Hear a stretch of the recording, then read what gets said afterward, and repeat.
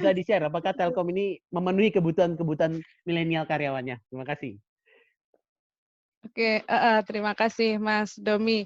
Kalau dari tadi Pak Agus sudah banyak cerita ya tentang pengalamannya budaya Telkom seperti apa. Mungkin saya di sini lebih banyak menyoroti tentang gimana sih generasi milenial di Telkom ini. Jadi kalau mungkin teman-teman pernah ke Telkom Ketintang yang Surabaya itu, seperti yang dibilang Mas Domi, ada 4R, olah rasa, olahraga, olah rasio, dan olah ruh. Jadi kalau main ke masing-masing unit, itu pasti ada mereka diberikan suatu kebebasan buat mengatur tempat kerjanya itu mau seperti apa. Jadi tidak harus yang duduk di atas meja, duduk di atas kursi, di meja, di kubikel gitu, enggak. Teman-teman mau lesehan juga boleh. Yang artinya Telkom itu juga menerapkan coworking space ya. Coworking space. Jadi di kantor itu mau posisinya kayak gimana silahkan. Itu untuk posisi-posisi tertentu ya Mas Domi ya tentunya. Untuk yang berhadapan dengan pelanggan ya pasti ada aturan-aturannya tersendiri. Terus kemudian di Telkom ini untuk masalah inovasi. Inovasi itu Telkom sangat-sangat mendukung berkembangnya inovasi dari para karyawannya. Bahkan kalau teman-teman sudah pernah mendengar Telkom itu punya Amuba ya. Amuba itu merupakan inkubasi lahirnya startup yang diinisiasi lah oleh Telkom, dan biasanya pesertanya itu Mas Domi itu sebagian besar adalah karyawan milenial Telkom yang ikut di Amuba itu. Jadi mewadahi teman-teman yang punya inovasi, pengen bikin startup seperti apa. Telkom itu sangat-sangat mewadahi hal-hal seperti itu. Terus kemudian untuk beasiswa seperti yang diinfokan Pak Agus tadi, Telkom itu sangat-sangat terbuka buat teman-teman yang pengen melanjutkan kuliah lagi. Jadi jangan khawatir buat teman-teman nanti misalkan masuk S1, tapi Telkom itu banyak beasiswanya, memberikan kesempatan itu banyak sekali di situ.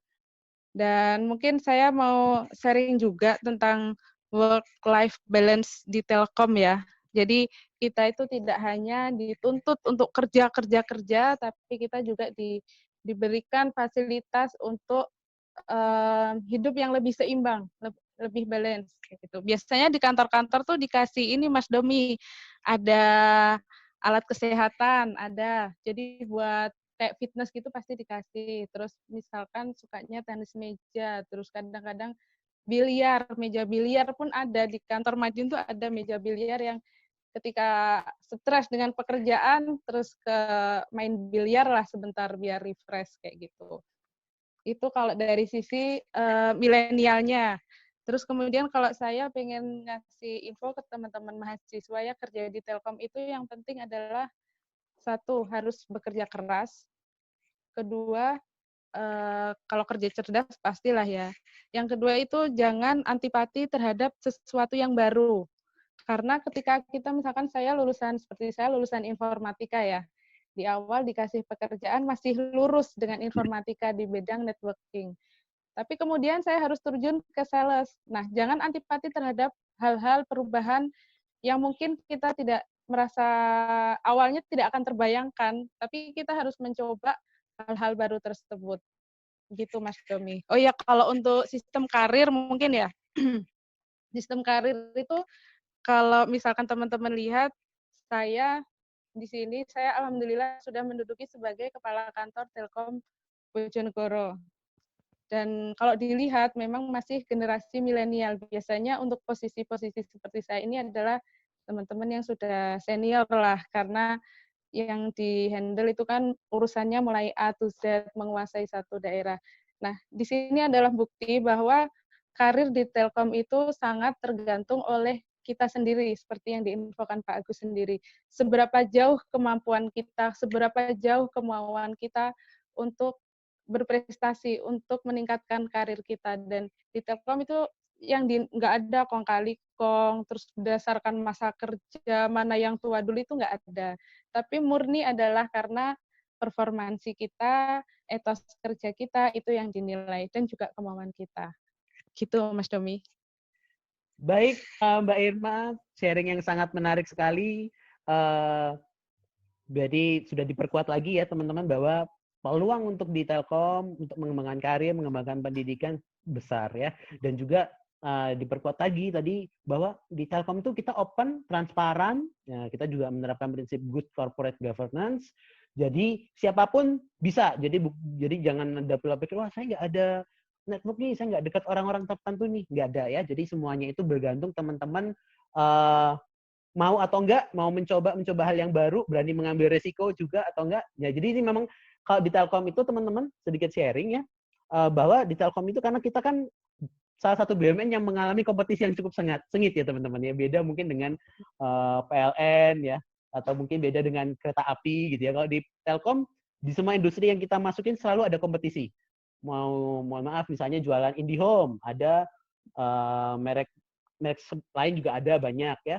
Mau kita jualan di seluler, di Telkomsel juga persaingannya cukup ketat. Jadi memang seluruh insan Telkom ini punya prinsipnya tuh entrepreneurship. Nah, ya, intrapreneurship. Jadi kalau entrepreneur itu karya apa menjadi seorang wira swasta gitu ya, tapi kalau intrapreneurship itu uh, ya punya sifat entrepreneur tapi di dalam perusahaan sendiri. Jadi teman-teman juga harus siap hal yang seperti itu ya.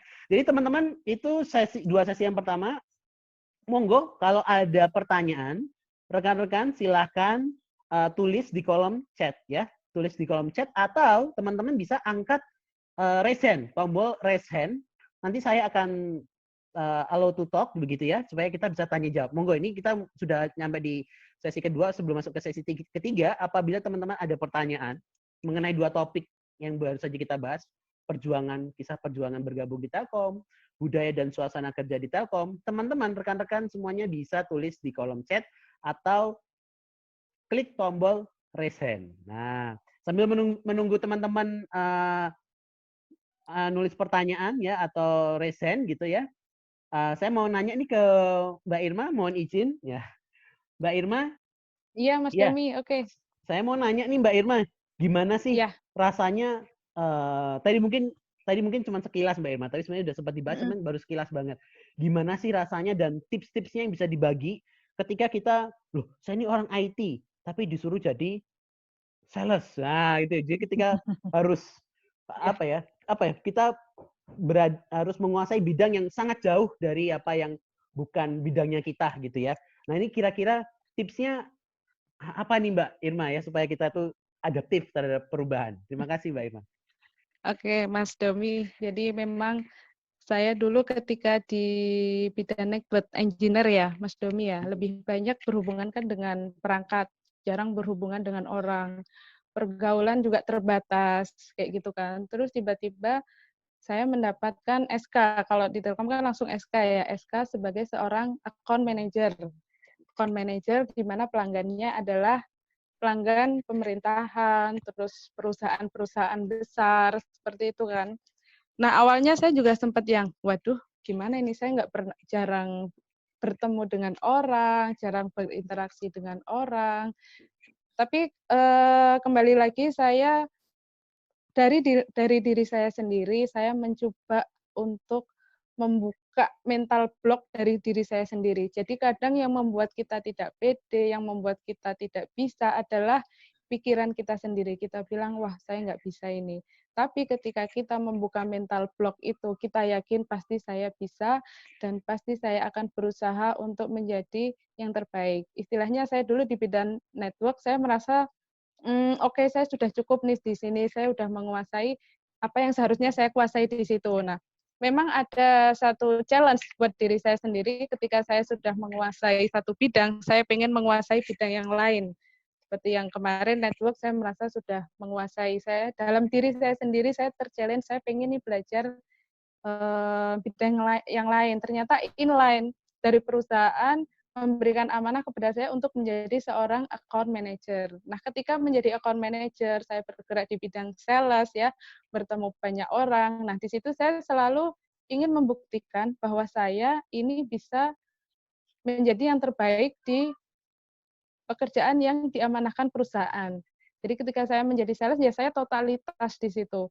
Saya harus belajar apa, saya harus terbiasa ngobrol dengan, bahkan event sebelumnya Mas Domi ya, saya itu nggak pernah ketemu orang banyak, terus tiba-tiba jadi account manager itu saya harus sering ketemu dengan kepala daerah, harus ngobrol dengan bupati, wali kota, kepala dinas, yang mungkin secara gap usia itu kan jauh. Dulu saya mikir ngobrolin apa ya kalau ketemu sama pejabat kayak gini. Iya. Cuman ya itu tadi. Saya mencoba membuka mental block saya. Oke, Irma kamu harus pede, kamu pasti bisa, kamu pasti bisa. Itu aja Mas Domi kalau dari saya. Baik, terima kasih Mbak Irma.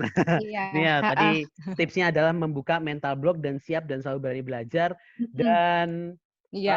kalau teman-teman mau maju ya harus, ini mungkinnya Mbak Irma harus siap ya kalau misalnya kita berhadapan Iya. dengan orang yang lebih senior dari kita, tapi ya kita harus Mm-mm. sebisa mungkin bekerja sama dengan Pede sih. PD gitu ya.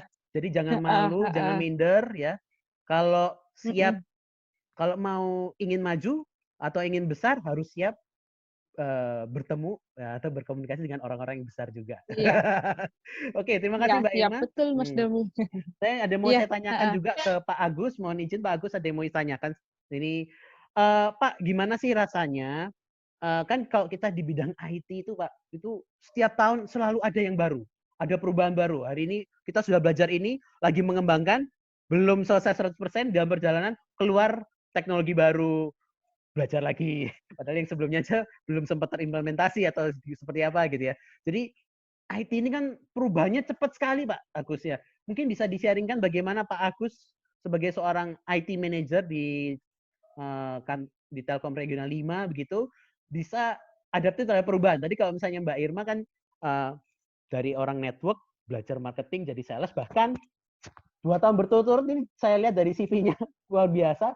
Tahun 2017 top 3, wah top 3 uh, top 3 sales ya. Tahun 2018 sekali lagi top 3. Wah, sebagai seorang account manager lah. Jadi luar biasa dari Iya. orang network tapi jago marketing juga. Nah, itu kalau itu kan menyeimbangkan hal yang benar-benar berbeda. Tapi mungkin kalau tadi kita dengar dari kisahnya Pak Agus adalah sebenarnya lurus-lurus aja bidangnya IT, tapi kan kalau IT ini perubahannya cepat banget, Pak. Gini gimana nih Pak buat kita kami ini mahasiswa nih supaya wah, tipsnya kira-kira seperti apa, Pak? Monggo boleh di-sharingan, Pak Agus.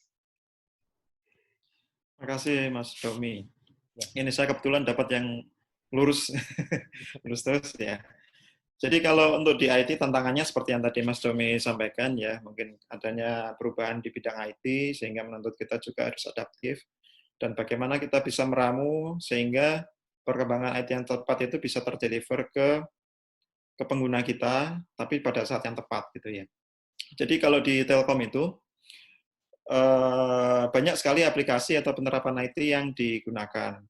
Di antaranya aplikasi yang terkait untuk customer ya, CRM, Customer Relationship Management, terkait dengan ERP, Enterprise Resource Planning, kemudian terkait dengan juga OSS atau apa namanya yang terkait dengan network ya, itu kita ada OSS application, atau juga mungkin aplikasi-aplikasi yang sifatnya lucu-lucuan kayak misalnya website, kemudian macam-macam gitu ya, aplikasi absen dan sebagainya gitu ya. Jadi hampir semua lini di IT itu diotomasikan dengan IT. Jadi pada waktu implementasi IT pertama kali di Telkom, sebelum sekarang ini, kita kenal kalau misalnya orang pasang baru, itu kan karena tidak ada sistem IT, akhirnya yang bermain adalah orang di lapangan. Sehingga data mana yang jaringan yang kosong, kemudian siapa yang berhak dikasih, akhirnya siapa yang berani bayar itulah yang akan dikasih jaringan pada waktu itu seperti itu. Dengan adanya implementasi IT, itu terobosan awal di Telkom, membuat semuanya menjadi transparan.